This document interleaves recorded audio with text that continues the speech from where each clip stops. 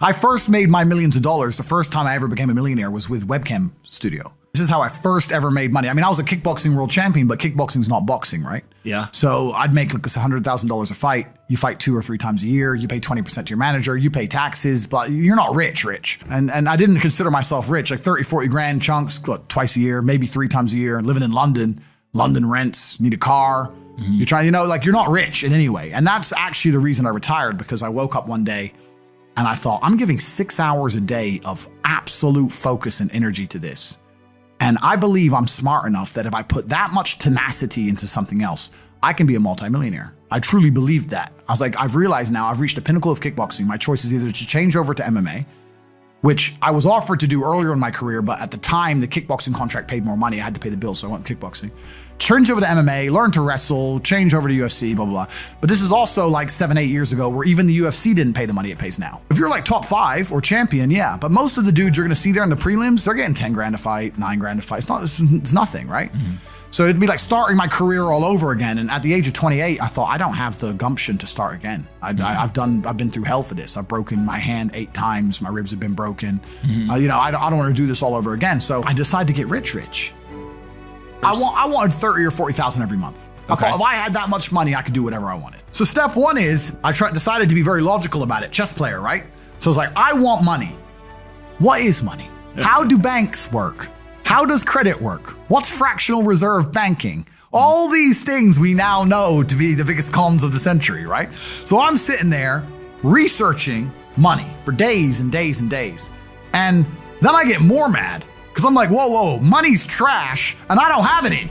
Now I'm really annoyed, right? I thought like everyone else did that, everyone puts their money in the bank and the bank takes some of other people's money and lends it out. I didn't know they invented it from the sky. I still at that point thought money was linked to gold. I didn't know nothing.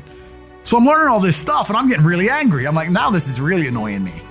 So anyway, I had a piece of paper there and I'm in my research phase and it start writing down some dude on YouTube. I don't know who he was, some dork. He was a pro gold guy. This is before, Bitcoin was probably around then, but like early. He was a pro gold guy saying buy gold, buy gold, buy gold. And he was saying the difference between an asset, a liability, et cetera, et cetera. So I started trying to write down what I had. I was like, I have an apartment, I have a BMW. I'm in good shape, but I already use that for fighting. What can I do? I can play chess. I'm just writing down the things I have and what I'm good at. And then I kind of realized, I was like, I've got like 8 girlfriends. But because I was traveling the world, and if you win, you get a ring girl. It's kind of like she's banging the winner, right? You win a world title, you get to choose the ring girl you want. It's pretty easy, right? So I had a girlfriend in Slovakia, I had a girlfriend in France, I had a girlfriend in England, all these girlfriends. Do they know about each other? No. Okay. But they find out pretty soon. So I had all these girlfriends, so I'm like, maybe I could open a strip club and like be a pimp, be a gangster about it, And then this is before like Twitch existed.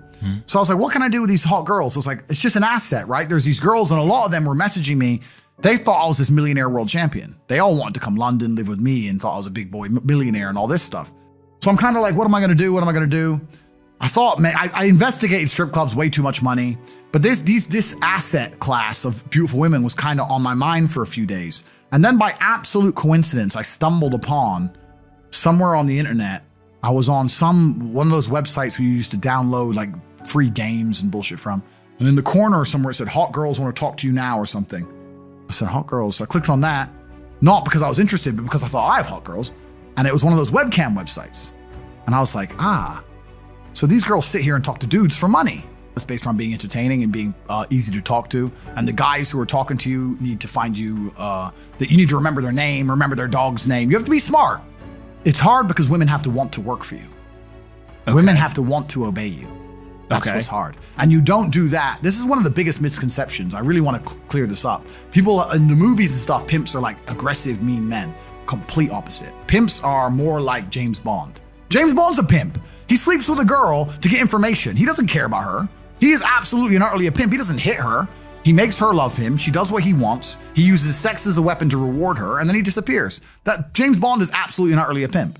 So I say pimp because everyone calls me a pimp online, tries to go, haha, you're a pimp, like I'm gonna get offended. It's like, no, beautiful women wanted to work for me, and they wanted to work for me because I displayed supreme competence.